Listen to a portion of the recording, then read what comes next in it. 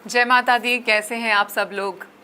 मैं हूं अमायरा, आपकी tarot card reader, numerologist and vastu expert. और आज मैं आपसे बात करने आई हूं नवरात्रों के बारे में। जी हाँ, नवरात्रि तो समझिए बस आ ही गए हैं।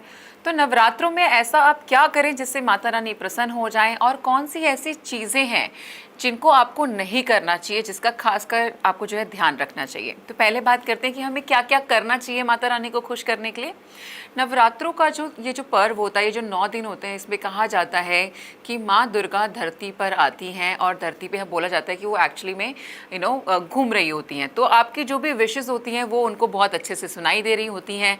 तो इन दिनों जो है पवित्र रहना बहुत ज़्यादा इंपॉर्टेंट है, यानी कि साफ़ सुथरे रहिए आप। सुबह टाइम से जो है नहा धो करके आप पूजा पाठ करें।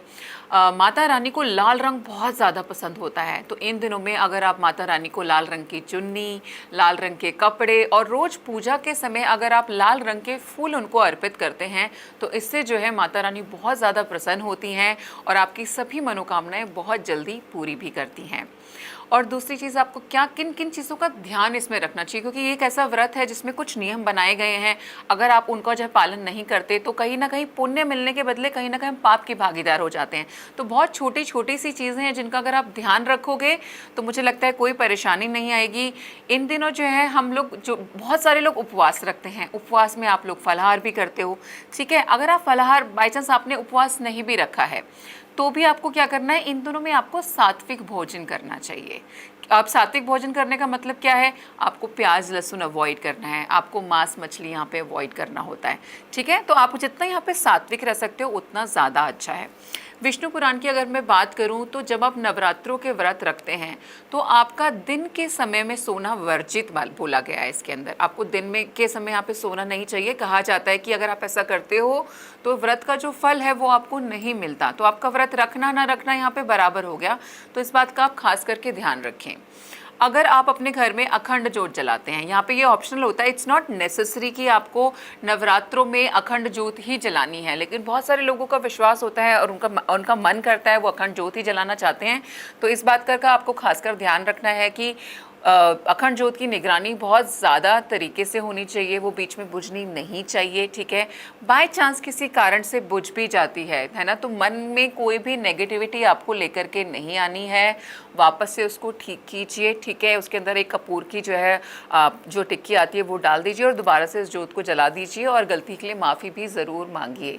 लेकिन मन में कोई भी नेगेटिव थॉट मत लेकर के आओ कि जोत बुझ गई है तो अब कुछ गलत हो जाएगा, ऐसा मत सोचो। क्योंकि वो 9 दिन इतने ज़्यादा पावरफुल हैं, जैसा आप सोचोगे, जो एनर्जी आप दोगे वो उतनी ही जल्दी जो है फलीभूत हो जाती है।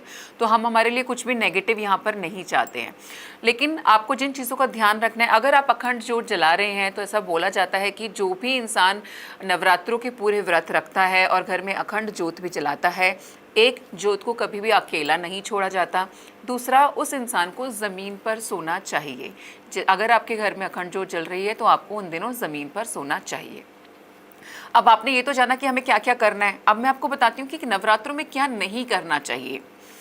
मांस मछली नहीं खानी है, मदिरा का सेवन नहीं करना है, नखून नहीं काटने हैं, है ना, दाढ़ी मूछ ये सब भी नहीं बनाया जाता। इन दिनों ये सब कुछ अवॉइड किया जाता है।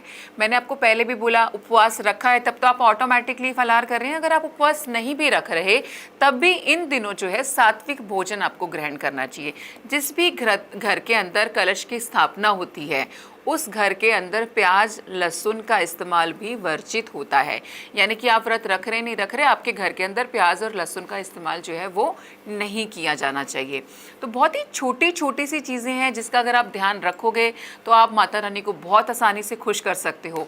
वैसे भी माँ है वो, है ना, माँ, तो माँ को खुश करना क्या इतना मुश्किल है? बिल्कुल भी नहीं।